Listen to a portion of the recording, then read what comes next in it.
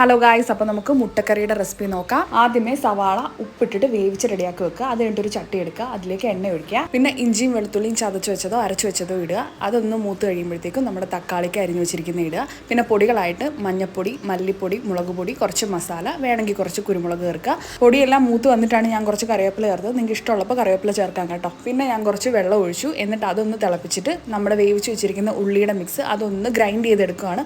അരച്ചങ്ങ് മഷി പോലെ ആക്കുമൊന്നും വേണ്ട, കുറച്ച് തരി പോലെ ഇങ്ങനെ കിടക്കുകയും വേണം. ഇതിപ്പോൾ ഇങ്ങനെയാണ് കേട്ടോ എനിക്ക് റെഡിയാക്കി കിട്ടിയത്. ഇനി ഈ കറി ഒന്ന് തിളപ്പിച്ച് റെഡിയാക്കി എടുത്തിട്ട് കുറച്ച് പഞ്ചസാര ചേർക്കുക. ഒരുപാടൊന്നും വേണ്ട, ഒരു ഇച്ചിരി പഞ്ചസാര ചേർക്കുക. പിന്നെ പുഴുങ്ങി വെച്ചിരിക്കുന്ന മുട്ടയും കൂടെ ചേർക്കുക. ഞാൻ എടുത്തിട്ടുള്ള സവാളയുടെ അളവിന് വെച്ചിട്ടാണ് ഞാൻ പൊടികളൊക്കെ എടുത്തിട്ടുള്ളത്. അതുപോലെ പൊടികൾ ഇട്ട് കഴിയുമ്പോൾ കൂടി പോവാതെ നോക്കുക. കുറേ പൊടി കൂടി കഴിയുമ്പോഴത്തേക്കും കറിയുടെ മൊത്തം ടേസ്റ്റും പോകും. റെസിപ്പിയുടെ ആദ്യമേ കണ്ടതുപോലെ വളരെ കുറച്ച് എണ്ണ മാത്രം മതി കേട്ടോ ഈ മുട്ടക്കറിക്ക്.